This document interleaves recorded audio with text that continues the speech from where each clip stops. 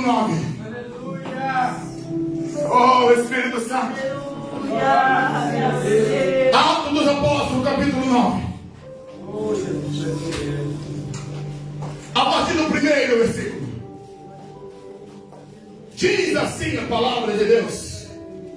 E Saulo, respirando ainda ameaças e morte contra os discípulos do Senhor, dirigiu-se ao sumo sacerdote, pediu-lhe cartas para Damasco, para as sinagogas, a fim de que se encontrasse alguns daquela seita, que homens e mulheres os conduzissem presos a Jerusalém. Podeis assentar, queridos. Há um Deus que tem o controle de todas as coisas. Há um Deus que não erra, que não se equivoca. Vivemos em um mundo onde sofremos tribulações, dificuldades, onde passamos por inúmeros problemas no céu, irmãos. Mas uma coisa você tem que ter certeza absoluta: há um Deus no céu que não perdeu o controle de todas as coisas. Jesus disse: o príncipe desse mundo é chegado, mas ele não tem nada a ver comigo. O apóstolo João, ele disse: o mundo jaz no maligno. Sim, irmãos. Sim. Há uma presença maligna que tem tomado os arredores da terra. Quando o livro de Jó relata a respeito da experiência de Jó, Deus perguntou: de onde vem Satanás? Qual é a resposta dele? Venho de rodear a terra e passear por ela. Escuta, isso não mudou. Ele continua rodeando, passeando. Ele continua buscando vítimas. Ele é predador e ele procura suas presas. Ele cada dia caça os seres humanos. Sabe por que ele não atinge a tua vida? Sabe por que ele não logra êxito contra você? Porque há um Deus do céu que te protege, que te livra, que te guarda, que cuida de você. Esse Deus tremendo é que tem preservado a tua família, a tua casa. Esse Deus que tem cuidado de você, que tem cuidado da tua vida. Por isso eu quero te exortar nessa noite, em nome de Jesus. Seja grato pelo Deus que cuida de você. Não é mérito teu, não é algo teu, é Deus que está cuidando de você. Quantos livramentos que Deus tem dado a você, quantas coisas que Deus tem feito em prol da tua vida, mas às vezes você não percebe, você não é grato. Você acha que é só sua força, você acha que é apenas o seu esforço. Não, é Deus cuidando, é a mão de Deus sobre a tua vida. É o Deus que quebra arco, que corta a lança, que queima carro no fogo. É o Deus que fecha a porta do inferno. É o Deus que faz com que o inimigo fique embaraçado, embaralhado, e ele não te ache. É o Deus que cega os olhos do inimigo, porém ele não te encontrar. A mão do onipotente tem estado sobre a igreja de Deus. Se você está sofrendo, se você está passando por tribulação, você vai dizer: pastor, o senhor não sabe do rio passado quantas lágrimas tenho derramado. Eu quero dizer para você, independente do que você está passando, saiba, se não fosse a misericórdia de Deus, esse fogo estava muito mais alto. Se não fosse a misericórdia do Senhor, você não suportaria. Deus não nos dá aprovação além daquilo que nós possamos suportar. Deus não te dá nenhuma luta que você não possa aguentar. A luta não vem para te matar, a prova não vem para te destruir, ela vem para te amadurecer, para você se aproximar de Deus, para você crescer no seu relacionamento com Deus. Deus não quer você vazio, raso da presença dEle. Deus quer você íntimo com Ele. O grande problema é que o homem não sente falta de Deus.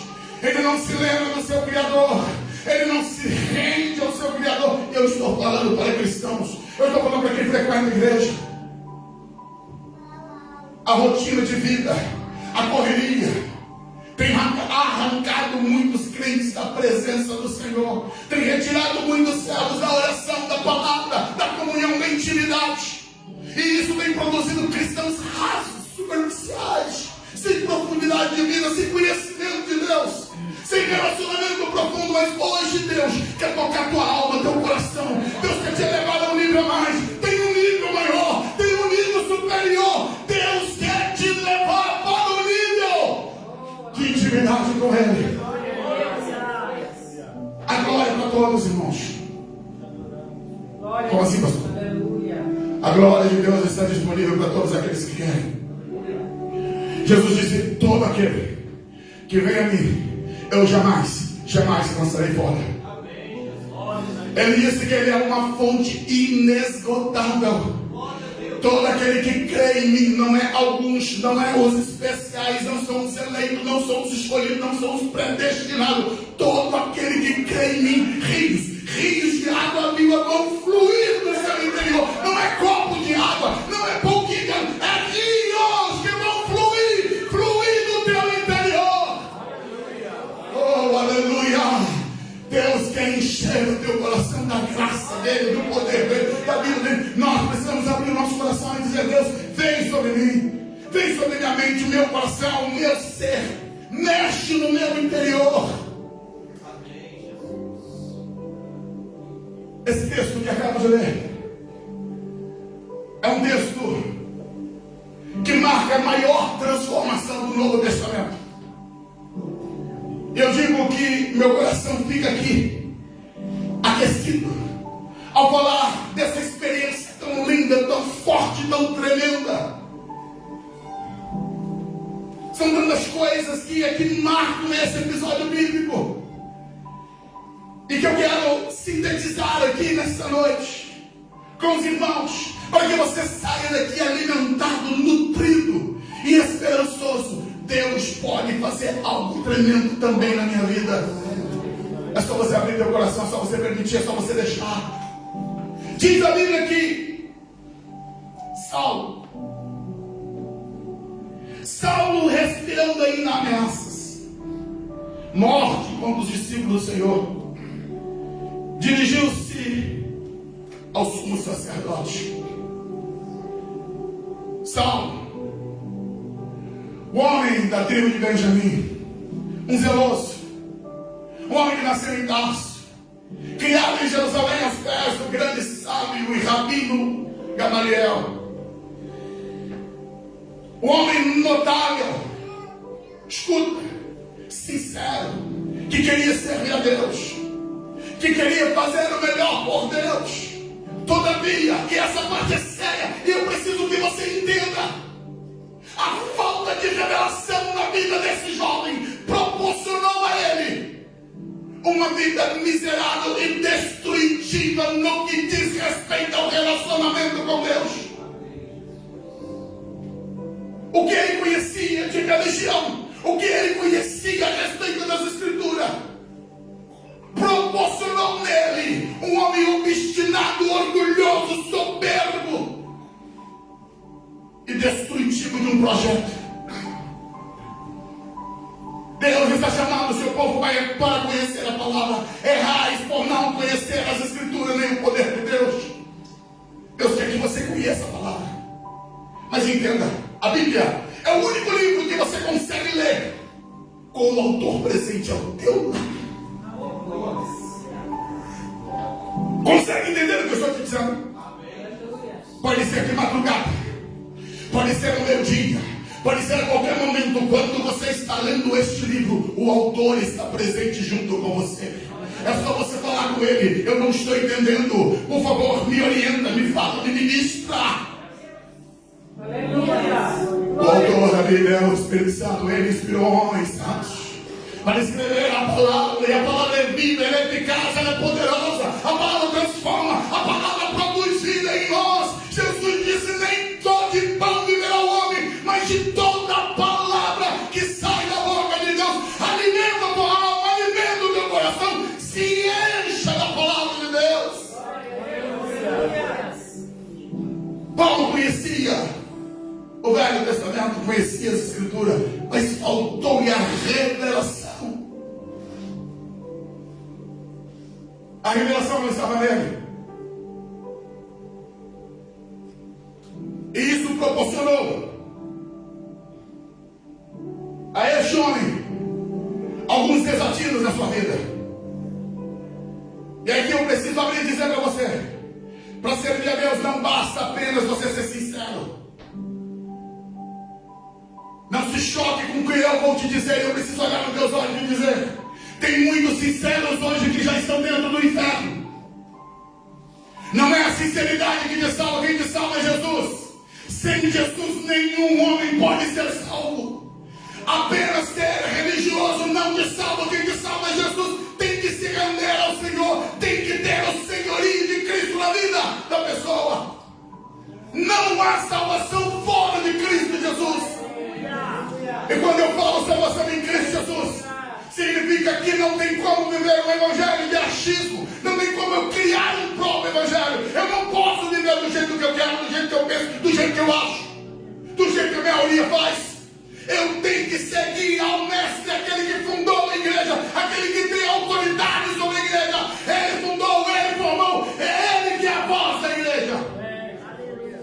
E Paulo não conhecia isso. Saulo, lembrando, Saulo é o seu nome hebraico, Paulo é o seu nome grego. Por isso, em algum momento, nós vamos encontrar aqui, inicialmente ele sendo chamado de Saulo, mas à medida que ele vai para os gentios, ele é chamado de Paulo. É o mesmo nome.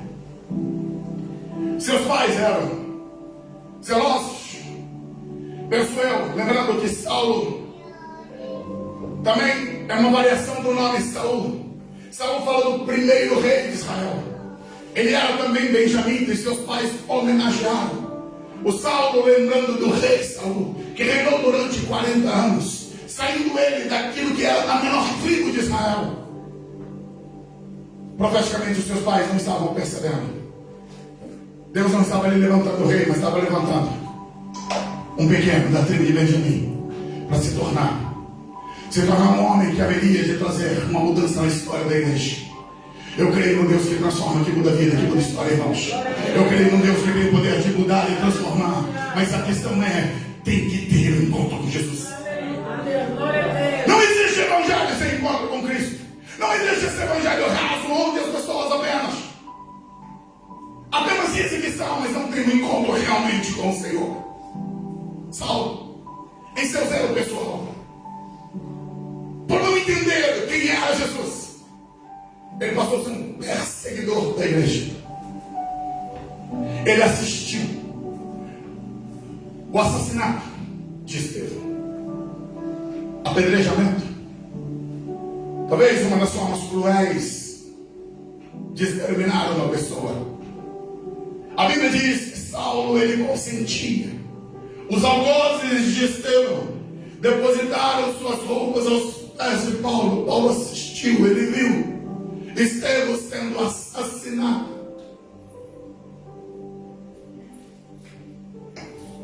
Tem algumas coisas que antes de prosseguir eu preciso dizer para ti. Quando Saulo estava ali, ele estava vendo um homem sendo assassinado cruelmente, barbaramente, só porque confrontou seus líderes que não entendiam Jesus, que não compreendiam Jesus, quando ele apresentou a revelação de quem era Cristo. Saulo então assiste esse homem cheio do Espírito Santo, não podia ser confrontado. A Bíblia diz que enquanto Saulo quando Estevão era apedrejado, diz a Bíblia no final do capítulo 7, no versículo 56, ou melhor, vamos no 55. Diz a Bíblia que Estevão, diz assim, mas ele, estando cheio do Espírito Santo, fixando os olhos no céu, viu a glória de Deus e Jesus que estava à direita de Deus. Saulo está assistindo um homem que está sendo apedrejado. Coloca 56. Esse homem praga, ele grita, ele vai morrer. E ele grita assim: eis que vejo os céus abertos, o Filho do Homem está em pé, à mão direita de Deus. Um homem que não tinha medo da morte, um homem que não tinha receio do seu algoze. Ele estava afirmando: vocês vão morrer, vão me matar por uma causa, e esta causa já está de pé para me receber. Eu vou morrer, vocês podem destruir meu corpo, mas não destrói destrói a minha fé, não destrói meu relacionamento, não destrói a minha visão, porque eu já estou vendo Ele de pé, a mão direita de Deus. Saulo assistiu esse quadro. Diz a Bíblia, no verso 59,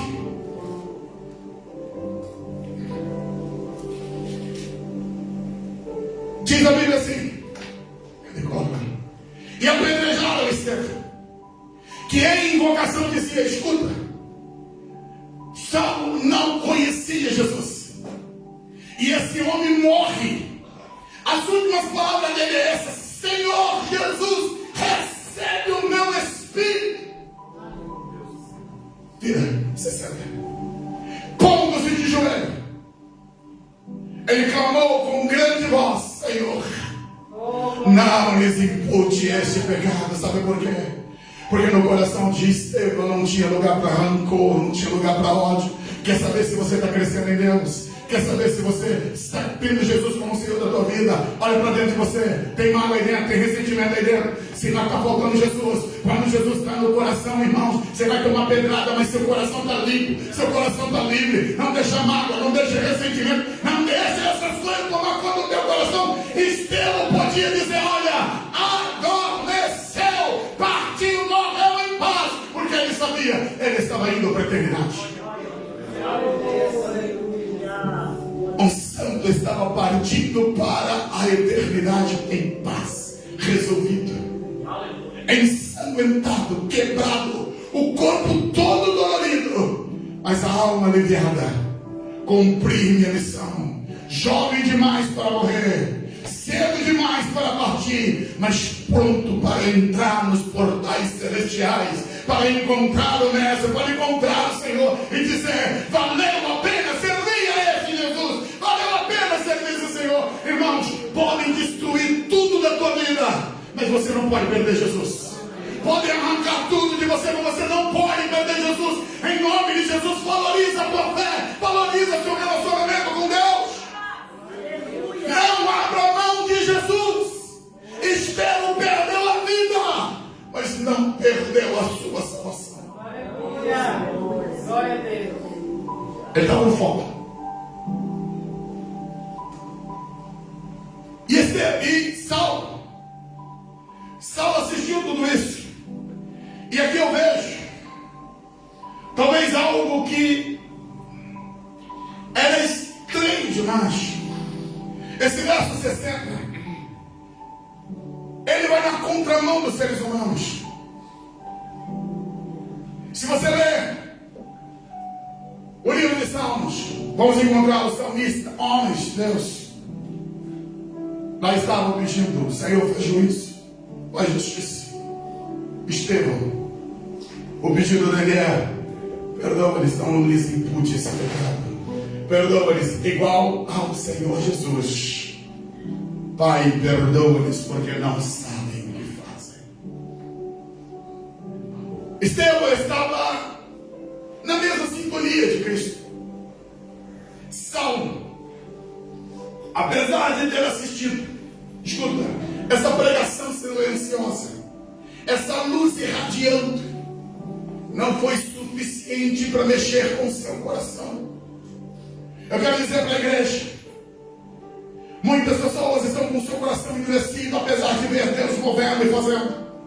O testemunho de Estevão era suficiente para iluminar os olhos, o entendimento de Paulo, de tocar o coração dele, mas ele estava tão endurecido, tão petrificado, tão cego, que não conseguia enxergar a glória de Deus ali.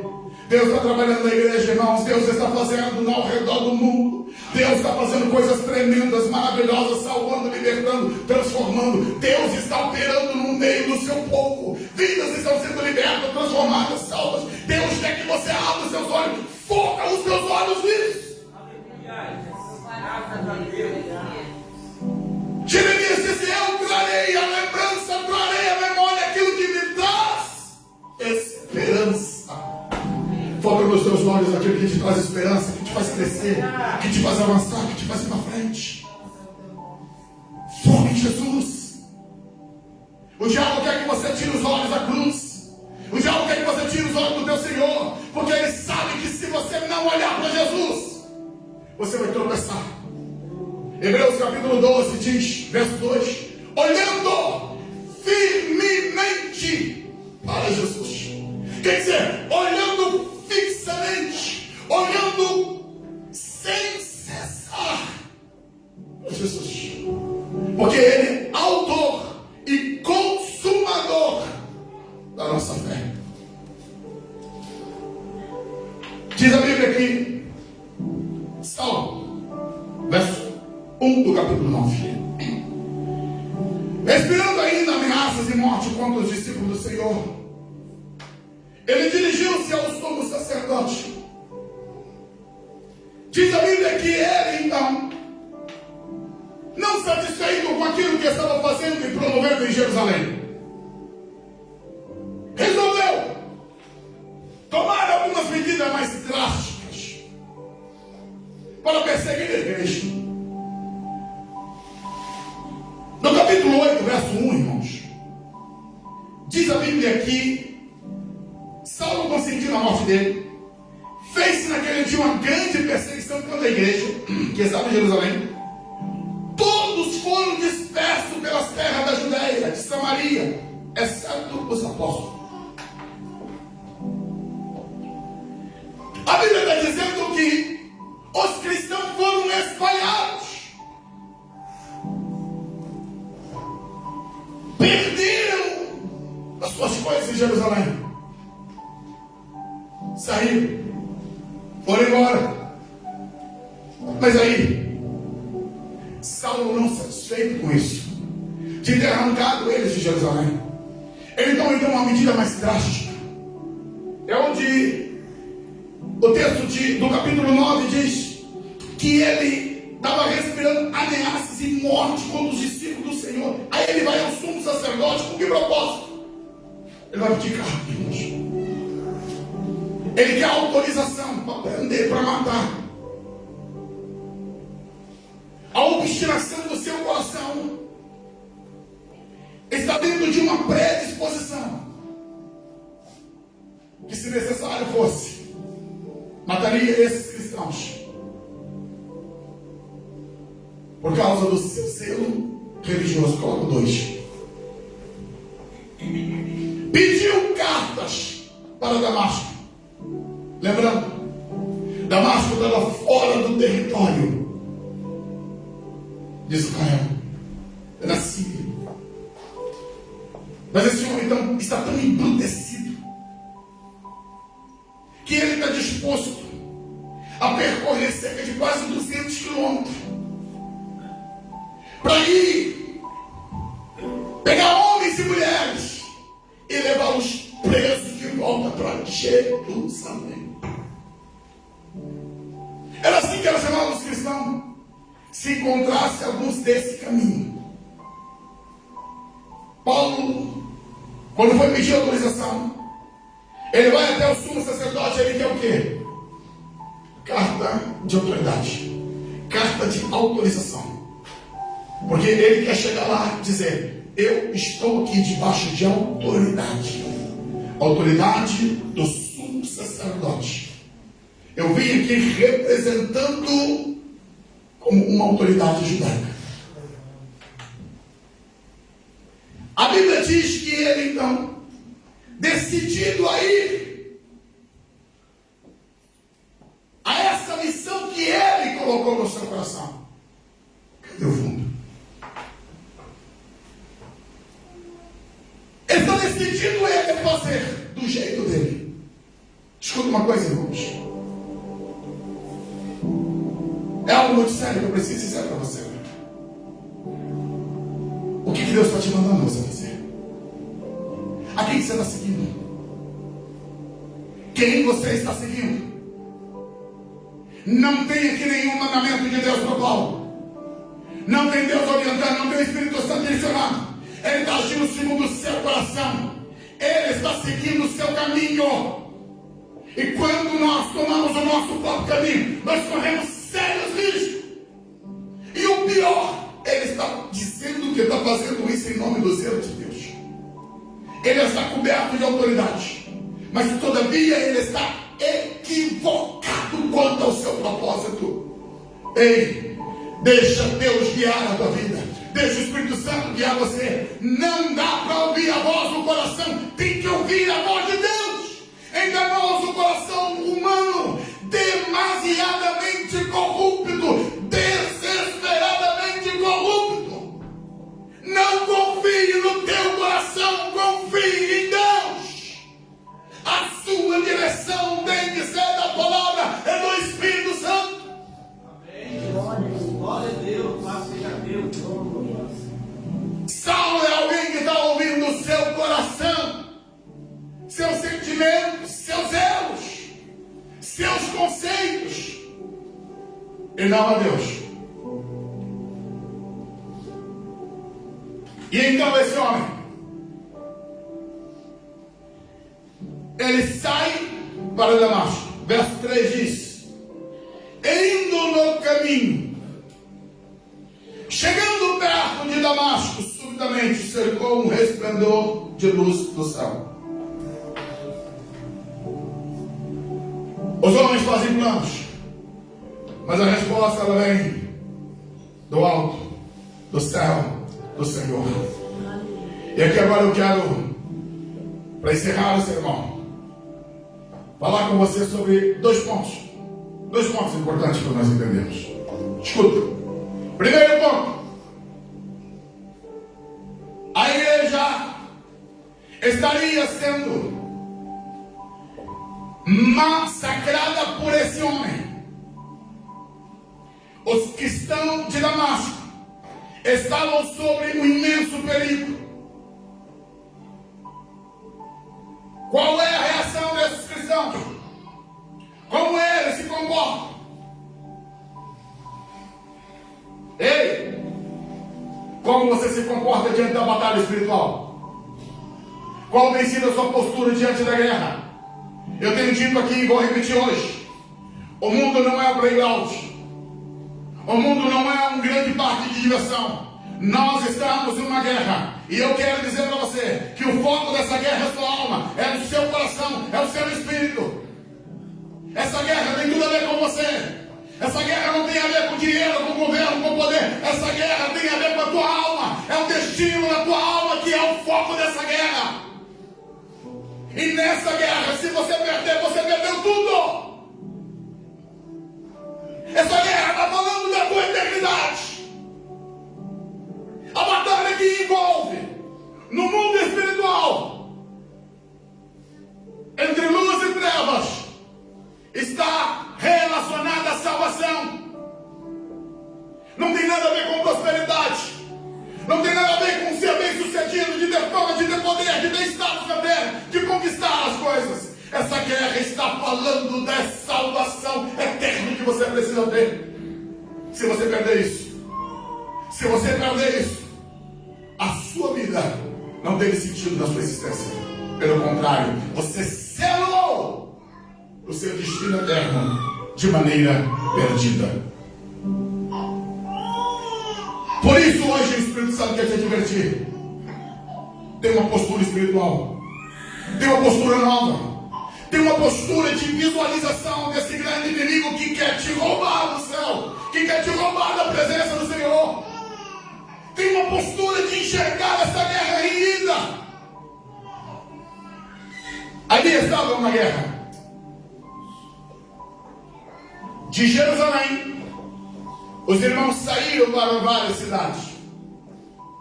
Em Damasco eles recebem a notícia: o algoz de Jerusalém saiu para vir para Damasco. E agora? Vão correr de novo? Vão fugir de novo? Não fugiram. Não correram. Eles recorreram. Eu quero te convidar como igreja, como servos do Senhor, homens e mulheres que estão aqui representando as suas famílias. Em nome de Jesus, hoje Deus está te chamando para você não correr do inimigo. Deus está te chamando para você recorrer ao céu. Aprenda a dobrar o teu joelho, aclamar o céu, aclamar o Senhor. É hora da igreja se dobrar. Ei, pega teus joelhos, coloca no chão. Pega a tua boca, coloca no pó. É hora de clamar, é hora de buscar o Senhor. Não se vence o reino das trevas brigando com palavras, com termos. Não se vence o reino das trevas com as mãos. O reino das trevas se vence em coração, jejum, em buscar o Senhor, em uma vida santa.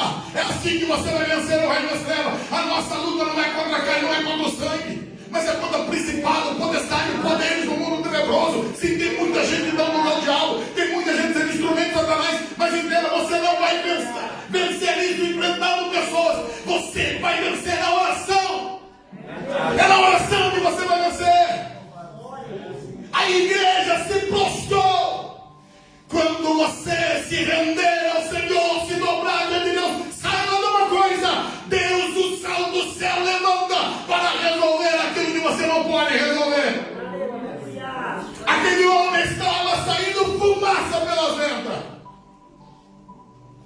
Se sentia, no linguajar brasileiro, o rei da cocada. A altivez do seu coração, cada passo que dava ele se sentia: eles vão ver o que eu vou fazer com ele. Eu vou chegar lá e vou arrebentar. Eles ainda não viram do que eu sou capaz. Esse é o coração dele. A tropa, a comitiva, aqueles que estavam com ele, a maquinação do mal, a intenção do coração deles. Escuta, tem um Deus no céu que tudo vê. E sabe de uma coisa? Podemos sofrer, podemos chorar. Você pode sofrer qualquer situação, seja afronta, seja perda, seja no seu trabalho. Eu sei que muitos irmãos aqui passam por dificuldades terríveis no trabalho. E às vezes você chora e diz: Deus, até quando? Até quando? Eu quero dizer para você: quando Deus se levanta, meu amado, pode ter certeza, a coisa muda. Vocês não precisam se manter na tua posição. Não saia da tua posição. Não saia da tua posição. O segredo é manter-te na tua posição, porque Deus sabe tratar com esses. Saulo está caminhando, está chegando em Damasco, com toda a altivez do seu coração. Diz a Bíblia que subitamente cercou ele um resplendor de luz do céu. Sabe por quê? Deus acompanhava ele desde quando ele está saindo de Jerusalém. Deus estava acompanhando os passos. E quando chegou num ponto, Deus disse: aqui tu não passa mais. Chega. É só até aqui, Saulo. É só até aqui que tu vem, porque tem limite. Tem um limite que Deus coloca em todas as coisas. Há um limite que Deus impõe sobre todos os homens. Descansa teu coração. Há pouco tempo eu vi um vídeo. Eu vi um vídeo de uma moça fazendo uma zombaria sobre Jesus. E ela faz uma crítica, ela está fazendo um stand-up. E ela fala as suas besteiras. Ela só balança no palco e cai morta. E eu te digo, se Deus fosse fazer isso com todos, misericórdia, ia faltar cova, tá? Porque tem muita gente brincando com as coisas de Deus. Pastor, por que Deus não faz? Somente uma palavrinha: misericórdia. Mas Paulo explica isso lá para Timóteo. Ele diz: os pecados de alguns homens não são manifestos agora, mas serão tratados depois. E eu digo algo sério, igreja. O fato de uma pessoa manter uma vida de pecado e ninguém saber, ela manter uma mentira, um engano, ela manter uma calúnia, uma difamação, ela manter uma situação que ninguém sabe. Escuta, se não for descoberto, ela acha que isso aí é uma vantagem. Eu fiz acontecer e ninguém ficou sabendo. E olha, ela é coragem que não sabe. Ser envergonhado nessa terra, irmãos, passar por uma situação de ter uma exposição de pecado, eu digo, isso é misericórdia, tá? Porque dá tempo da pessoa consertar e acertar. Agora, quando morre com essas coisas, chega lá em cima, Apartai de mim, maldito. Aparta-te, aparta-te, aparta-te. Porque eu tenho de corrigir agora, enquanto nós estamos vivos. Esse é o momento. Por isso que Paulo diz: examine-se, pois o homem é si mesmo. É você que tem que perscrutar dentro de você. Deus não nos dá bola de cristal. Deus não está aqui para poder mostrar tudo a tua vida particular, não. É porque o acerto tem que vir de você. Se confessarmos nosso pecado, Ele é fiel e justo para nos perdoar o pecado e nos purificar de toda injustiça. Mas tem crente que espera, não, espera Deus revelar para o pastor. Eu vou esperar o pastor. Cuidado, cuidado. Se você tem algo, corrija, corra, peça ajuda. Não fique com nada oculto no teu coração. E voltando, irmãos, naquelas duas situações que eu disse. A primeira é os crentes que estão lá, que não fogem, que vão orar, que vão buscar ao Senhor. A segunda situação, essa que eu já estou introduzindo, é quando Deus entra na situação. É quando Deus entra na causa. A igreja orou. O inimigo se aproximou, mas não chegou. Achava ele que depois de ter percorrido tantos quilômetros ia cumprir o objetivo. Mas não. Deus tinha outros planos para aquele dia. Deus tinha outros propósitos. Por isso a luz irradia. Deus quebra o silêncio daquele dia. E diz a Bíblia no verso 4 que, caindo em terra, ele ouviu uma voz que dizia: Saulo, Saulo, por que me persegues? Meu Deus. Lá estava o homem altivo, caído ao chão. Uma voz audível que ele ouvia dizendo: Saulo, chamando ele pelo nome. Deus sabe quem é você.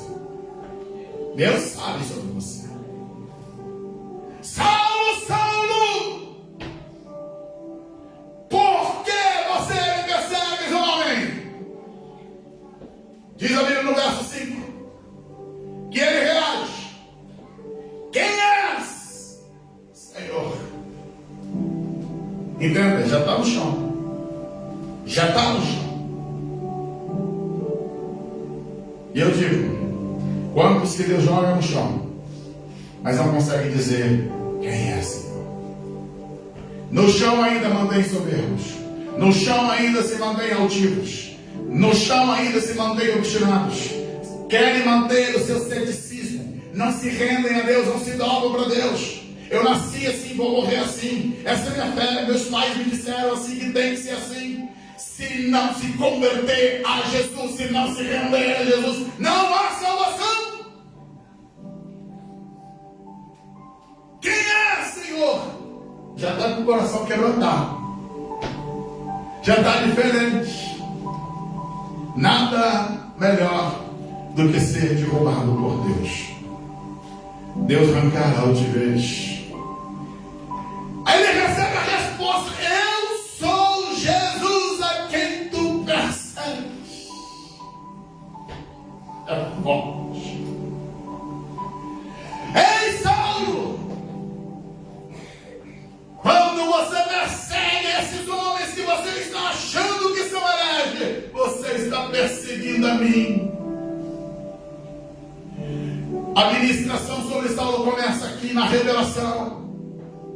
Quem toca em você está tocando nele. Quem persegue você está perseguindo ele. Quem mexe com a tua família está mexendo com ele. Quem mexe com a igreja está mexendo com ele. Jesus não disse: porque você persegue os meus servos. Não. Porque você me persegue. Porque você está me perseguindo. Essa é a convicção que você tem que ter. Você tem tudo. Você pertence ao Senhor. Se mexerem contigo, descansa no teu coração. Está mexendo com Ele. Saulo não entendia isso, mas o Senhor está dizendo: eu sou Jesus a quem você está perseguindo, homem. Duro é para ti recalcitrar contra os aguilhões. Duro é para ti resistir os meus aguilhões, Paulo. Para terminar, verso 6. E ele,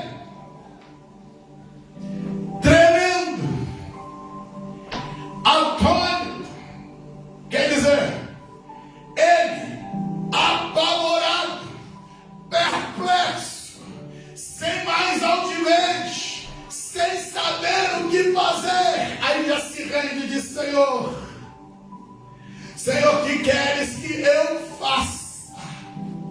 Isso é conversão, isso é transformação. Se você não fez ainda isso para Jesus hoje, é o dia que Deus está te chamando. Se dobra, se prostra lá para o chão e diga: Senhor, o que o Senhor quer que eu faça para que a minha vida seja transformada? Senhor, o que tu queres que eu faça para que eu mude de vida? Aí o Senhor disse: olha, levanta-te, vai, entra na cidade e lá te será dito o que convém fazer.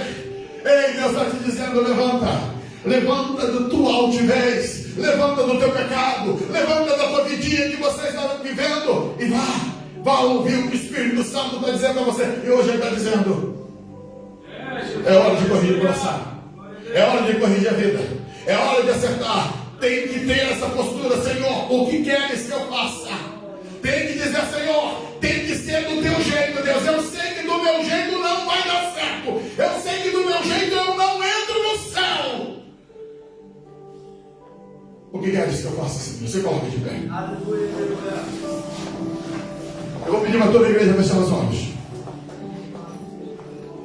Eu quero perguntar se tem alguém aqui que adentrou as portas desse templo e que ainda não entregou a vida para Jesus, que ainda não se rendeu ao Senhor. Hoje é o momento, hoje é a hora. Hoje Deus está te chamando para você ter a postura de Saulo. Hoje Ele quer entrar no teu coração, te salvar, te libertar e te transformar. Mas para isso você precisa dizer: Senhor, o que queres que eu faça? E hoje Ele está querendo trabalhar teu coração, tua vida. Ele quer adentrar em você. O momento seu é esse, o momento seu é agora. É agora o momento de Deus. Eu quero perguntar se tem alguém que quer hoje entregar a vida para Jesus, que está desviado, que quer reconciliar com o Senhor, ou que ainda não entregou a vida para Cristo. Venha para Jesus, vem correndo. Esse é o teu momento, hoje é a tua hora. Esse é o momento de Deus para você. Não deixe para amanhã, não deixe para depois. Tem alguém? Se não tem ninguém, eu peço à igreja, permaneça com teus olhos fechados. Agora eu quero me dirigir a você, que é a igreja do Senhor. Como pastor, eu tenho ministrado, eu tenho muito zelo, porque eu quero apresentar esse rebanho no céu. Eu quero pedir a você, em nome de Jesus, se tem algo na tua vida que precisa ser corrigido, que precisa ser acertado, toma uma postura hoje. Levanta-te hoje. Saia do comodismo hoje e assuma um compromisso com Deus. Deus, eu quero mudar de vida. Assim como o Senhor transformou a Saulo, eu quero ser transformado. Eu quero ser mudado. Eu preciso dessa mudança na minha vida. De olhos fechados. Sai do teu lugar, vem aqui à frente. Não tenha receio. O que vão dizer, pastor? Eu tenho vergonha dos irmãos. Não se vergonhe das pessoas que estão ao teu lado. Não importa. Quem vai dar conta de você é você mesmo. É você que vai dar conta da tua alma. Nós estamos falando da tua alma, do teu coração. E nós queremos ajudar você. Ministério de louvor, por favor.